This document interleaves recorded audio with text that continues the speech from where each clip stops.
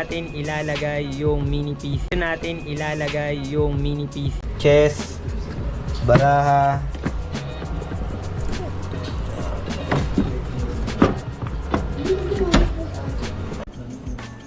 Ano yan?